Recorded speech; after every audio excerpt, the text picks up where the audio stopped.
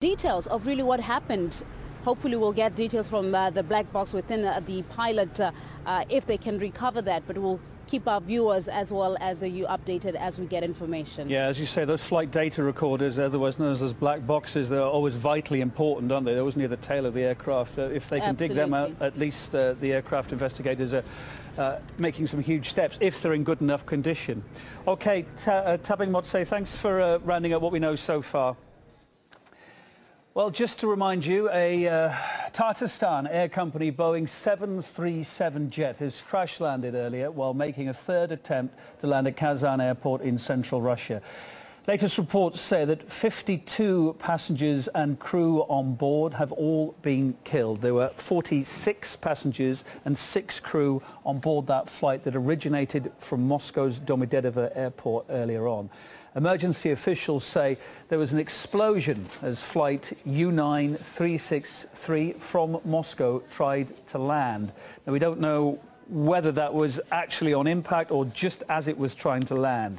Early indicators suggest there was some sort of cockpit errors, possibly technical problems with that jet. However, we're also hearing preliminary reports saying that it could have been a crew mistake here as well.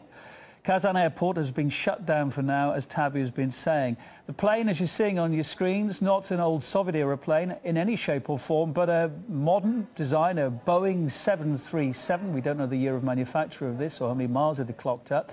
But, of course, the Boeing 737 is the best-selling jet airliner in the history of aviation.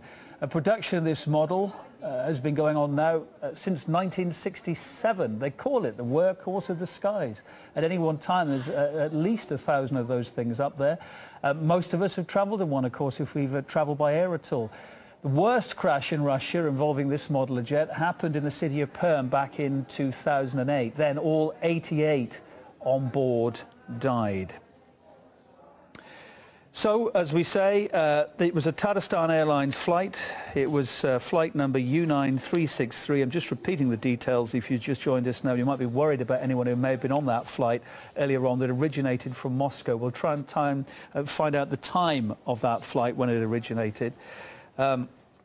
We're hearing that preliminary reports now saying it was a crew mistake, but, you know, the early reports that came through as well also said there could have been some sort of technical error, even an explosion of some kind as this plane came into land on Tatarstan airport. We don't know if it ended up on the runway or off the runway. We do know that Tatarstan airport is around about 10-15 kilometres from the city. Hopefully no one there on the ground was injured here. What we're seeing, those are early pictures. We're seeing just a couple of crew there. We'll see some emergency lights on, trying to light up in the darkness. Very difficult to say really what you're looking at there. It looks like a piece of fuselage. Doesn't look like there's been a huge major fire, but that could, of course, only be part of what's gone on the ground there.